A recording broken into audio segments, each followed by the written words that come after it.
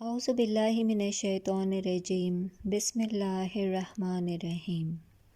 آج ہم سورہ الکہف کا خلاصہ تفہیم القرآن سے سنیں گے۔ اس سورت کا نام پہلے رکوع کی 10ویں آیت اذ اول فتیۃ الی الکہف سے ماخوذ ہے۔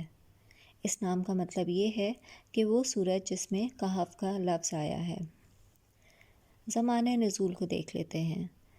یہاں سے ان صورتوں کا آغاز ہوتا ہے جو مکی زندگی کے تیسرے دور میں نازل ہوئی ہیں۔ مکی زندگی کو ہم نے 4 بڑے بڑے دوروں میں تقسیم کیا تھا، اور اس تقسیم کے لحاظ سے تیسرا دور تقریباً 5 نبوی کے آغاز سے شروع ہو کر قریباً 10 نبوی تک چلتا ہے۔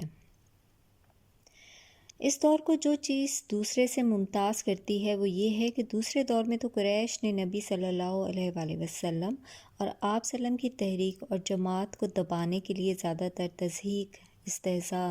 مذاق، اعتراضات، الزامات اور پروپیگنڈے پر اعتماد کر رکھا تھا، مگر اس تیسرے دور میں انہوں نے ظلم و ستم، مار پیٹ اور معاشی دباؤ کے ہتھیار پوری سختی کے ساتھ استعمال کیے،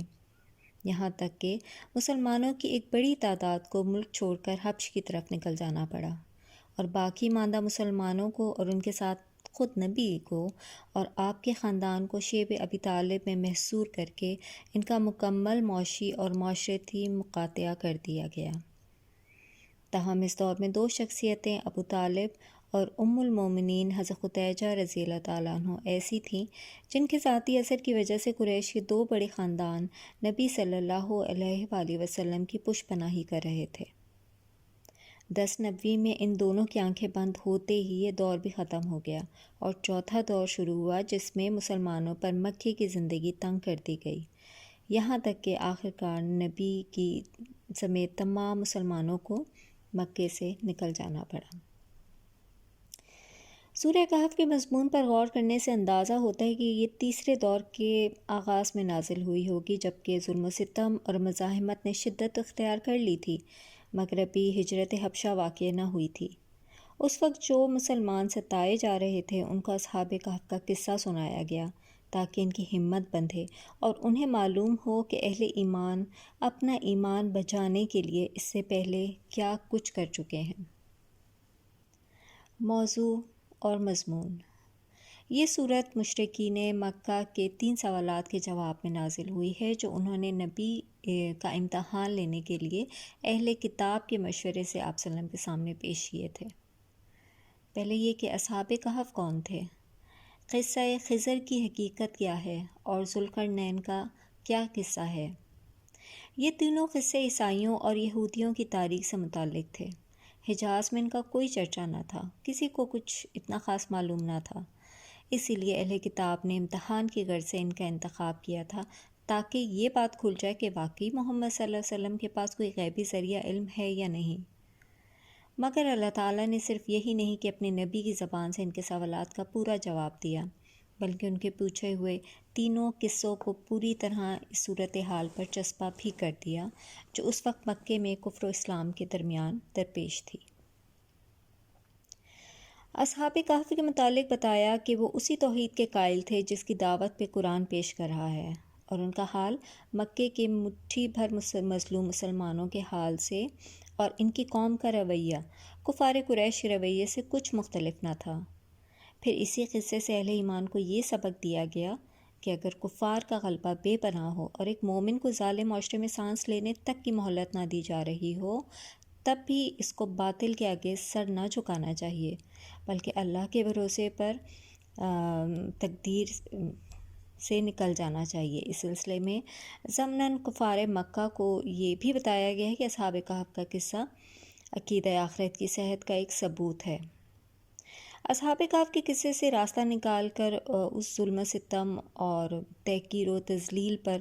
گفتگو شروع کر دی گئی جو مکے کے سردار اور کھاتے پیتے لوگ اپنی بستی کی چھوٹی سی نو مسلم جماعت کے ساتھ کر رہے تھے۔ اس سلسلے میں ایک طرف نبی صلی اللہ علیہ وسلم کو ہدایت کی گئی کہ نہ ان ظالموں سے کوئی مصالحت کرو اور نہ اپنے غریب ساتھیوں کے مقابلے میں ان بڑے بڑے لوگوں کو کوئی اہمیت دو۔ اسی سلسلے کلام میں قصہ خضر و موسیٰ کچھ اس انداز سے سنایا گیا کہ اس میں کفار کے سوالات کا جواب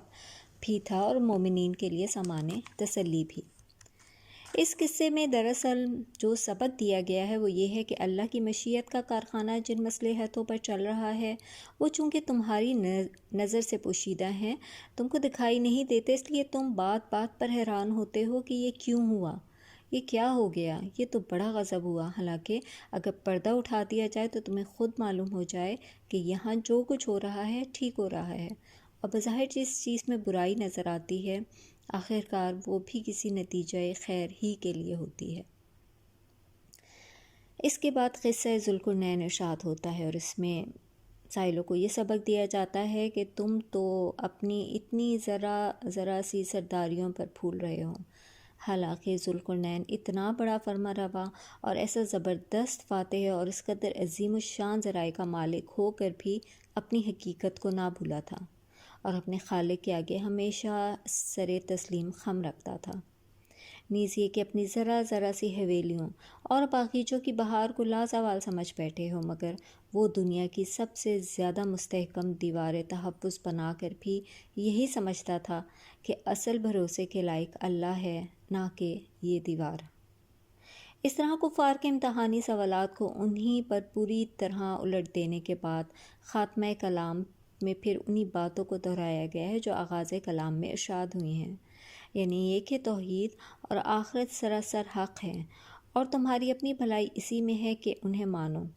ان کے مطابق اپنی اصلاح کرو اور خدا کے حضور اپنے آپ کو جواب دہ سمجھتے ہوئے دنیا میں زندگی بسر کرو۔ ایسا نہ کرو گے تو تمہاری اپنی زندگی خراب ہوگی اور تمہارا سب کچھ کیا کرایا اکارت جائے گا۔ وآخر دعوانا ان الحمد للہ رب العالمین۔